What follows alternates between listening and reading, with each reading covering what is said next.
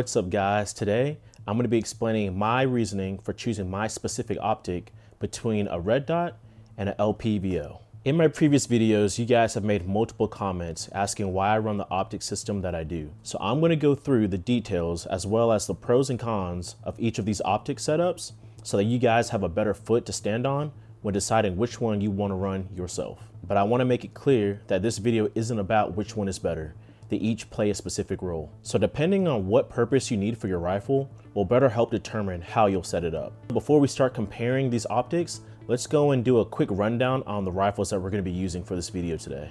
So over here, representing the red dot setup, is the Q Sugar Weasel. This is actually my buddy's rifle that he let me borrow for this video, so thanks man. So this is the 16-inch version of the Sugar Weasel, and it's chambered in 5.56 with a 1-in-7 barrel twist. It has the Raptor HB charging handle, and it also has a 70-degree radian safety. The muzzle device that it comes with is actually called the Cherry Bomb, but then my buddy bought the Bottle Rocket muzzle device. And it's very interesting because it acts as a muzzle brake for the muzzle brake. And it also protects the threads for the Cherry Bomb, which is directly threaded to the barrel. And on top, we have a Holosun HS510C. Technically, this is a reflex sight, but it shares the majority of the same characteristics of a red dot. So we're gonna be using this as an example for the red dots. He also has the HM3X magnifier, which, as the name states, gives you 3X magnification. This gun is really fun to shoot, and the trigger it comes with is probably one of the best factory triggers I've ever shot with.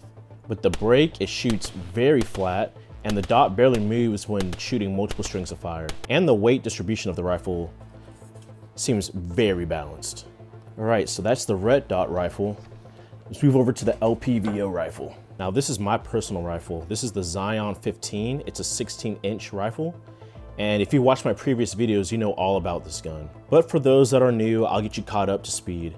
It's a 16-inch 1-in-8 barrel twist. Up front, I have the EFAB hybrid muzzle device from Precision Armament. A lot of people ask me about this muzzle device because it has a unique look and it has a unique function. This device acts as a brake and a flash hider at the same time, but I'll make a video about that separately in the future. Further back, I'm running the Harris bipod and I'm still running the Olight Odin.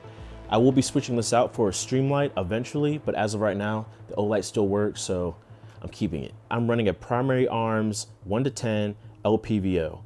And as many of you have noticed already, I'm also running a Holosun 407C in the canted position, but we'll talk about that later. I'm also running a Trigger Tech duty trigger, which is set to 3.5 pounds. So those are the rifles. Now let's start talking about optics. Let's start with the red dot. Now, when would you use this application? For the majority of people that own a rifle, I tend to push them towards a red dot because with a red dot, you get sighting at its simplest form. Where that dot is where the bullet is going for the most part. You also have an unlimited eye relief. That means you don't have to be a particular distance from your optic to get a proper sight picture. This allows you to get on target extremely fast. Red dots can come in as an open emitter or a closed emitter option. With an open emitter, you have an open housing with an exposed emitter. With a closed emitter, you get just that, the emitter being enclosed in the optic housing. Now, I used to fall into the camp of closed emitters being more durable than open emitters, but I don't know if I can confidently say that anymore. Logic says having your dot exposed to the outside elements would inherently raise the probability of it getting disrupted by dirt, sand, snow, and rain. But I have exposed all of my open emitter red dots to all 4 of those elements and had 0 issues. Rain was the only thing that really affected my dot, but it was mainly because the light from the emitter was refracting off the drops of rain on my red dot glass, and even then it was still usable. With closed emitters, they are supposed to protect your emitter at all costs, but what I found, especially with my Acro P2, was sometimes things do get inside and then you have no way of cleaning it. I've seen closed emitters suffer from temperature change, meaning I've seen humidity build up on the inside of the glass and there's no way you can wipe it off. Are all closed emitters equal? No, but I like having an open emitter just because it gives you the option to clean it. And again, I've had no issues with the elements affecting my ability to shoot with an open emitter. One of the greatest perks of a red dot is that they tend to be very bright. Obviously, that's the point, they're red dots, but that's still a major pro that they have over LPVOs in a general census. For me personally, red dots are superior in that 10 to 250 yard range, maybe 300 yards. I'm not saying that you can't shoot further with a red dot, but after 300 yards, I start to see a diminishing return. I've personally shot out to 400 yards with the red dot, and my buddy Tim can shoot out to 600, even 800 yards. But at those distances, you're basically walking your shots in. So I find 300 and in to be a good distance to where you're gonna get first round impacts if you're aiming center mass. That is, if you're doing everything right on your end. Now, when you add a magnifier to the mix, you start to see more capability develop. The most important use for a magnifier is having the ability to positively identify your target. It's very quick to activate and deactivate the magnifier, and you can also remove it so you can use it as a standalone unit for observation. This can help you save some weight on your rifle, and if you're taking a precise shot at a target at distance, a magnifier really gives you that extra capability to do so. I mentioned eye relief earlier and how it's unlimited with red dots, but if you add a magnifier, that all changes. Magnifiers will require you to be precise on how aligned you are and what distance you are from the magnifier to get a clear sight picture. The eye relief can be pretty tight, but it's nothing that can't be overcome with practice. Another good thing about red dots is that they have a very long battery life. A lot of these systems can range between 3 to 5 years on a single battery. Now, there are many factors that come into play when trying to get your battery to last the longest, like how bright it is, or if your red dot has a shake awake feature. But overall, they do last a long time. And again, I know this is not a true red dot, but I'm still using it as an example for this video. Red dots are a simple and straightforward system, and they are a true and proven method, and are highly effective in the field. They also tend to be more durable due to them having less failure points than an LPVO. Now, when we move over to an LPVO, things start to get interesting. They do have more of a learning curve over a red dot, but for those that really want to add more range capability to their rifle, an LPVO is the way to go. And this is personally my preferred method of setting up a rifle. Oh, and I know some of you guys are curious on why I have a red dot on here as well. 90% of the time, I'm solely using the LPVO, close range and at range. But as y'all have seen on my channel, I do like to occasionally compete in matches, and sometimes I'm having to shoot a close range target and a long range target in the same stage. These matches are time and accuracy based, and I found that going from 1 to 6 or 1 to 8 was a second or a second and a half of wasted time. So I added this red dot so that I can keep my LPVO at a higher power so I can shoot close targets and immediately be able to engage further targets right after.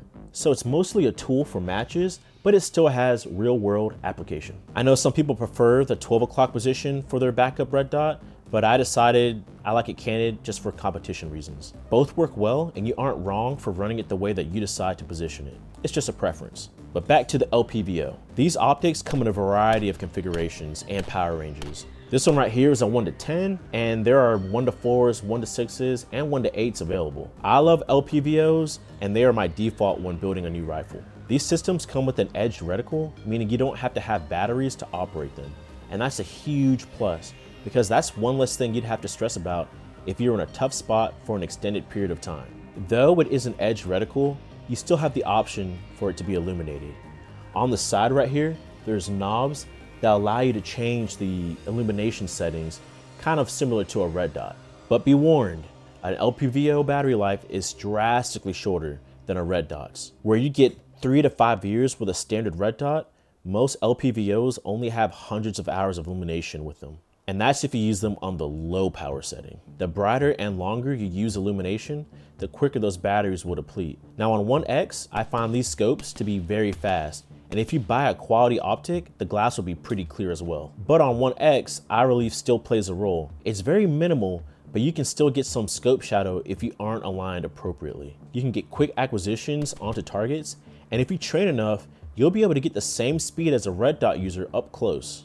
But where LPVOs shine is at distance. These scopes come with a plethora of reticles that you can use to shoot at targets at distance, from simple crosshair reticles to BDC reticles all the way to mil or MOA based reticles.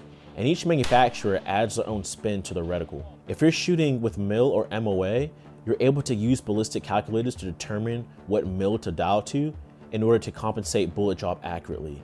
There are other variables you'll need to know in order to do this, like environmentals, but it's a really cool process, and with it, I'm able to get first round impacts consistently at 600 yards.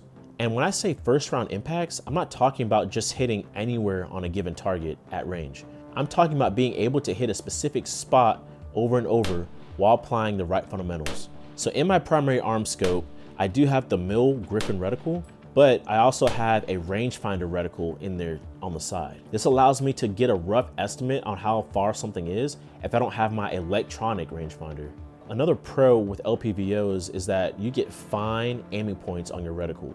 A red dot is exactly that, a red dot. And depending on if you have astigmatism or not, may determine how sharp that dot is perceived. But with an LPVO, you will have hard lines and precise points that you can use when aiming downrange. This is also helpful when you need to use illumination, because as opposed to just brightening up a dot that has the potential to bloom, you're brightening up hard lines that are easier for the eye to perceive without bloom.